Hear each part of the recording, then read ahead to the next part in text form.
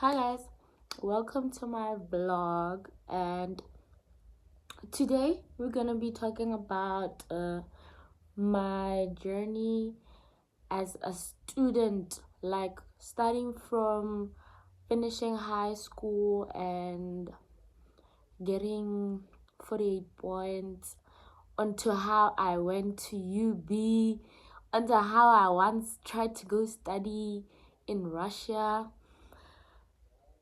I failed guys, I failed my first semester at UB. Ne? And how I got to finish my Form 5 at 15 and took a whole gap year and then finally made it to BAC to study the course I actually wanted to do in the first place. So yeah, let us unpack this whole journey together. Don't mind my crustiness, guys. Hey, it's been a long day, but hope you enjoy.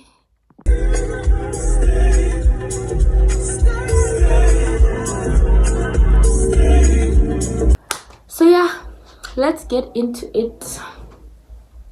I don't know if you guys can see me properly. Fuck. Excuse me. But guys, hey, okay, so I went to the school GIS. Guys, at GIS, there's no Form 5. You finish with Form 4. And that means that you finish a year early than you're supposed to, right? And we were studying the IGCSE curriculum because it's a private school, and yeah. So because you have to because there's no Form 5, that means you finish a year earlier. At that point, I've already skipped standard 7, so which means I'm and I'm also a year younger, which means I'm 2-3 years ahead of my peers. I'm going to school in classes, I'm in classes with people who are 3 years older than me. At that point, peer pressure in Syrian. Peer pressure. Because I was young as fuck, and I was so young, and I was just doing things I wasn't supposed to be doing at my age, just because I felt like the people I'm in the same form with are doing the same things and all that. So guys, my parents were very pushy, and I had tutors. Starting from Form 2, I went to Kumon, which is an English and Maths tutor, Korean English and Maths tutors, and it's actually a worldwide thing, and it's so serious. Please, I was 4 or 5 years ahead in my maths than the form I was doing. I don't know if you understand. I was 5 years advanced in maths than where I was supposed to be. So I really didn't like that place because the pressure. We're competing with standard 5 kids. We're competing with 10-year-olds at 15. Guys, we're competing with 10-year-olds who knew varsity curriculums. And it was just so odd to me, what the fuck? How does a 10-year-old know dilo tsa ko varsity just because of a tutoring program?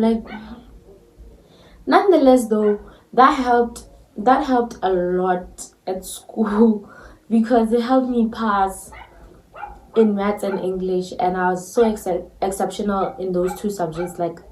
I had no problems at all. Up to now, I still don't have problems in maths and English. So if you want to get tuition and you're in Form 1, Form 2, Form 3, go to Kumon. But the workload, the homework, you're gonna take home, and the classwork, hey, you're gonna regret. You're going to feel like you're being mistreated in life. Ne? Then comes form when I started my form 3. So because we didn't have form 5, form 3 was like when we were preparing to go write the next year, to write our finals the next year. So form 3 was like hectic also, because I was doing extended sciences, and it was just tough. I was doing extended sciences, like I was doing chemistry, physics, biology, maths, English, chemistry, physics, biology, maths, English, French, economics, and computer science. Those were my subjects. I had to get a tutor, guys, because I was struggling with economics and physics. And chemistry. It's hard. I think I'm clever, yes, but I don't think those were my subjects. They were not my things. Hella. Like, I was really struggling to focus at school, because there was a lot going on, guys, in terms of friendship, in terms of boys, in terms of friends. I was going through a whole lot of depression because I didn't have any friends like that. I was always fighting with people, fighting with girls over boys, over petty things. You know how high school is. So yeah, and then my mom got me a tutor. So I had a tutor every single day. Every single day I had a tutor. And to be honest, I wasn't allowed to go out. I wasn't allowed to go anywhere. I wasn't allowed to do anything. I didn't have a friend. I didn't have nothing. All I would do is stay home, see my tutor, read, go to school, come back, repeat. My mom forced me to read. She locked me inside my room. She locked me inside the house. I'd read out of boredom. So if you don't know how that feels, I felt like I was being abused at that time. But to be honest, that's the only way I passed. That was the only way I managed to pass. Because I was locked in that house every single goddamn day. But yeah, hectic. So then I had a tutor up until I wrote my final exams. Mind you, I failed my mocks. Dismally, I failed my mocks. I failed my mocks so bad. I failed my mocks. Everybody failed their mocks. And I think that was a way to scare us. So if you're writing your mocks, guys, don't be scared, because these people can make you fail on purpose just so that you get scared and start reading seriously. So when it came to writing our finals, I prayed day and night for me to get straight A's. I prayed day and night. I manifested that thing. Not saying that praying is the only thing that helped me pass. Like I said, I was studying for years and I was just way advanced. I wrote my IGCSE at 15 years old, and I managed to get 48 points. I managed to pass 6 subjects and get straight A's in 6 subjects, which was biology, maths, English, economics, biology, maths, English, economics, computer science, and physics. I got straight A's in those subjects. Chemistry, yo, humbled. I got a B. And French, guys, I'm not from France. I got a C. And honestly, our French teacher didn't care about us, so that lady made us fail. We didn't even know there was such a thing like orals in our final. We found out during our mocks we were going to have orals, and I think that's what made me fail, because I wasn't prepared at all. Like French, that lady, she cost me, man. Hey, otherwise though, I passed. I got 48 points, and my parents were shocked. Even though they made me read every day, they were still shocked. I remember on the day my results came out, it was my birthday. On the 18th of January, our results came out on my birthday. So I woke up in the morning and my mom was like, I talked to the receptionist. So we have a family friend, like, and she was the receptionist at GIS at the time. And she's like, I talked to your aunt. You know how I think so. She's like, I talked to your aunt, and she said you got 48 points, but I don't believe her. And I was like, I don't believe her.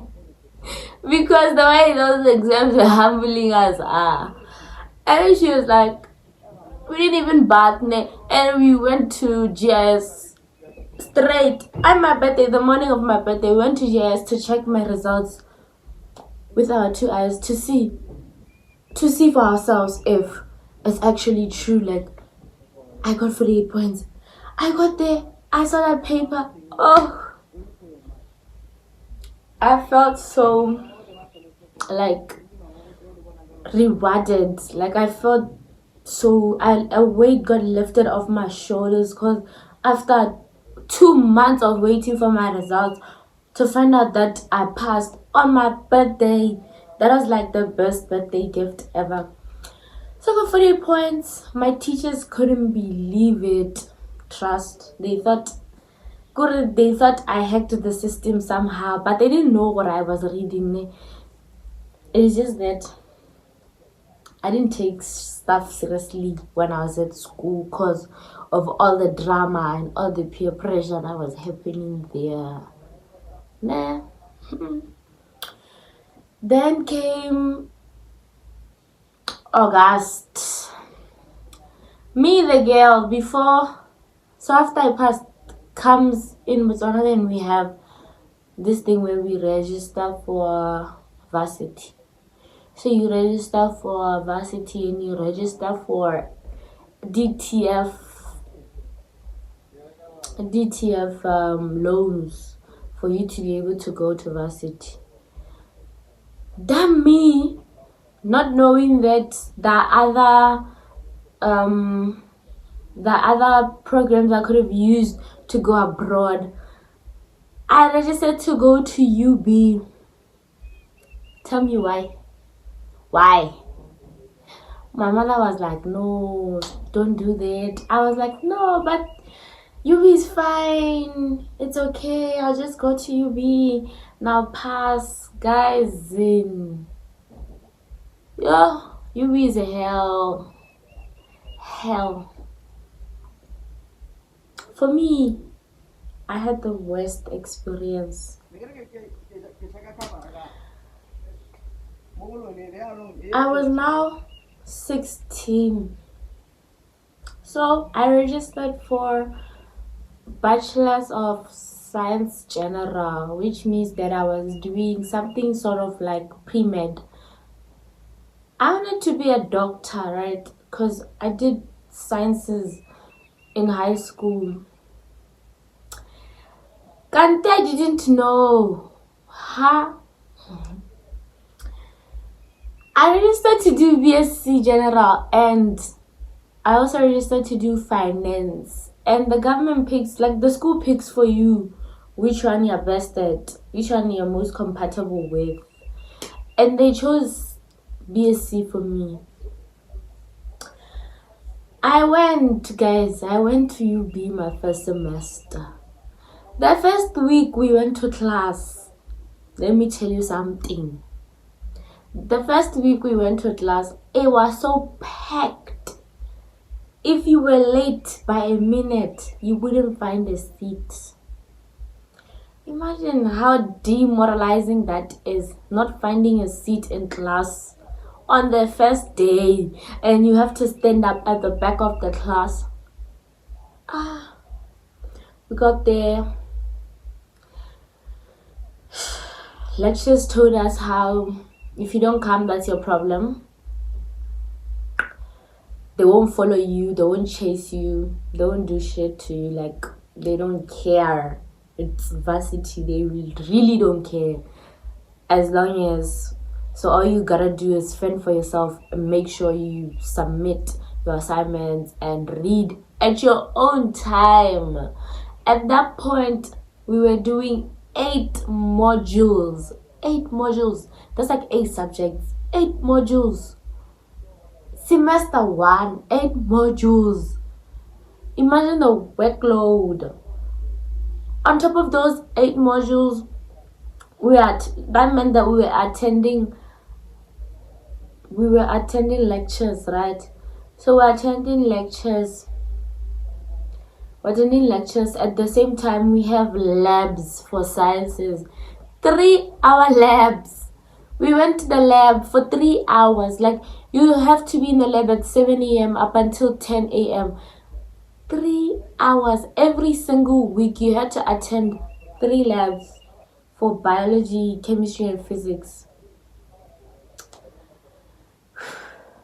So imagine the workload I had to deal with. On top of that, I'm 16. I have freedom that I've never had before, and I'm trying to navigate life as a student. Then comes what? Peer pressure. See, UB starts hosting parties. What? Events. This. Hey, come. Kuri money. Then came student allowance, book allowance.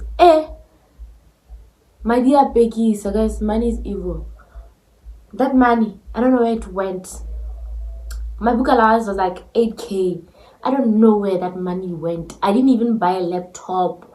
I didn't even buy a new phone. I didn't get anything. I got books for like 1,000, and the rest of that money disappeared.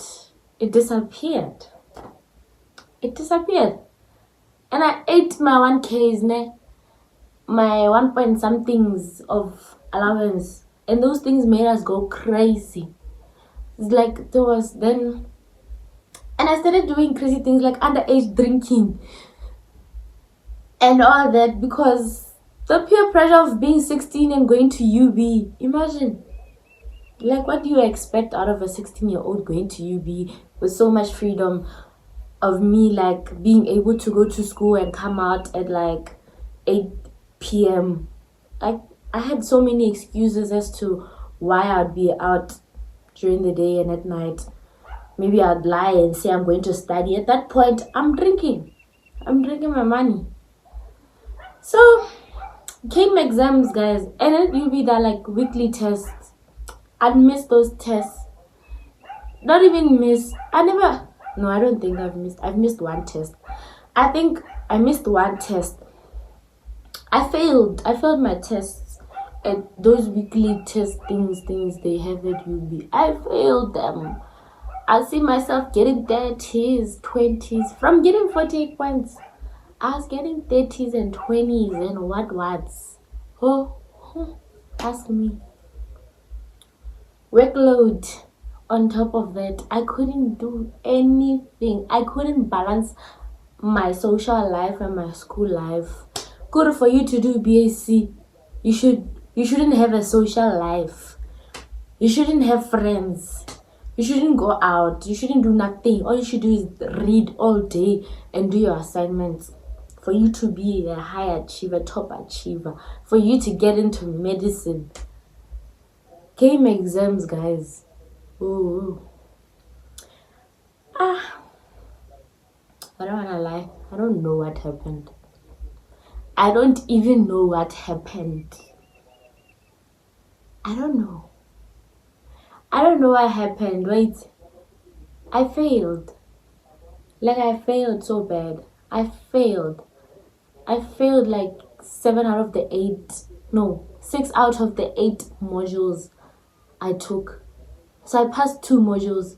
Like, those 2 modules that I passed, I maximized in them. Like, I maximized in them. I got high points in them. So my GPA was about 3.2. So I was allowed, because my GPA was 3.2, I could go back to UB, but because I didn't pass half my modules, DTF cut me off. I cried, guys. I cried.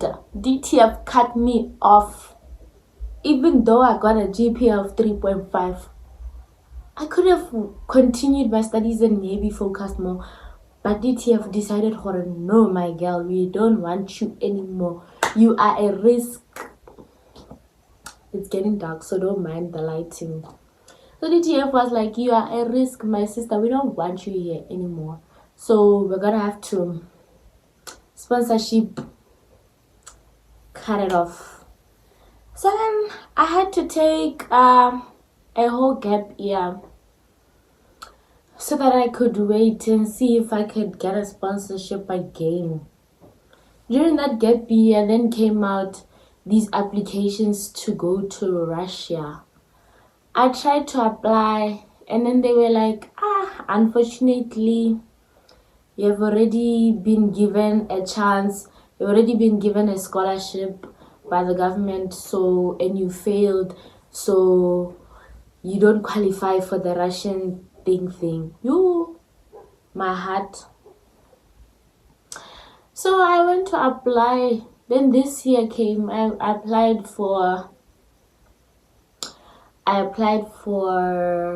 re-sponsorship. Guys, the struggle is real. For me to get that re-sponsorship, we were running around DTF, UB, trying to get the right things, the right documents for me to get re-sponsorship.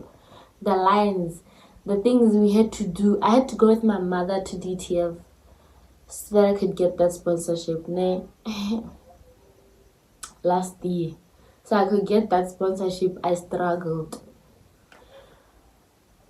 I had to get a transcript from UB and pay money for that. Stand in lines. I had to stand in lines. I had to wake up at 5 in the morning just to go stand in lines and get a transcript so I could take it to DTF. When I got to DTF, the people were like slacking. They were slacking. They didn't want to do their jobs. And it was so bad. I was so worried. Like, at some point, Nikki thought, like, I didn't think I was gonna be able to go back to varsity at all. I didn't think I was gonna go back to varsity. Some way, somehow, through connections, luckily, I met my man. I don't know what would have happened if I hadn't met this man. And my man somehow managed to pull some connections and make my scholarship my re-sponsorship get verified. And it got verified like on the second week of the semester, when the semester had already started. Second week.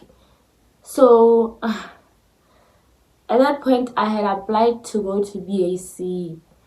And obviously they accepted me because I had gotten 48 points in Form 5. So that was easy. So I applied to go to BAC, and I applied to do finance and international banking. Just like I wanted to do finance the first time, but yeah, now at a different institution. So I went to BAC on the second week of the semester, and I had to get used to going to school again after a gap year. It was difficult, I want to say, but I am so accustomed to reading. I like reading, so it wasn't that hard. It wasn't that bad. And this time I made sure that I was super focused and that I met all my deadlines and that I studied. Luckily, BAC only makes you take 3 modules a semester, so it was less of a workload for us, for me, and you only had exams and no tests, but you did have assessments, like assignments that you had to submit in the middle of the semester. So luckily I passed my first semester, guys. I passed my first semester by reading and finally getting my life back together and studying and reducing going out, reducing friends and all that by, finding a new partner in life also helped, because he helped me focus more and he helped me set rules in my life as to what and where I can go when, and so that I can have some rules in my lifestyle, because I was staying in the same house with him, so I had to follow my man's rules, and that helped me so much. And I went to school every day and I made sure that I listened and I made sure that I read and I made sure that I passed my first semester so that I didn't disappoint myself again, so that I didn't disappoint my parents again. So yeah, now it's the second semester. Right now we are in the second semester and we're still pushing. So guys, get the first year. Okay, I'm in my first year. I am 19 years old. I'm 19, so luckily my age still aligns with the people I attend my first years with. My first year, like, we are the same age because I was 3 years ahead already, so that played as an advantage. Me failing and me getting a gap year didn't really affect me that much in my life plan, as to considering my age. Like, it didn't affect my age that bad because it didn't set me back, if you understand what I mean. Yeah, luckily it didn't set me back. So hopefully, I hope you guys enjoyed this video, but that is my whole story as to how Yubi almost humbled the shit out of me and how I managed to get my life back on track. So I hope you guys enjoy, and I hope you guys like and subscribe and help me grow into this YouTube thing because I'm new to this. So yeah, it's dark now. Please, my lighting is so bad. It's so dark now and my room is a mess. So I really hope you guys enjoyed the video. I hope you guys like and subscribe, and I'll have more videos for you guys soon. As soon as I get to find more content on how to get this, if you don't mind, you can drop some suggestions in the comments. And I hope you guys really enjoyed this video. Thank you guys. Bye.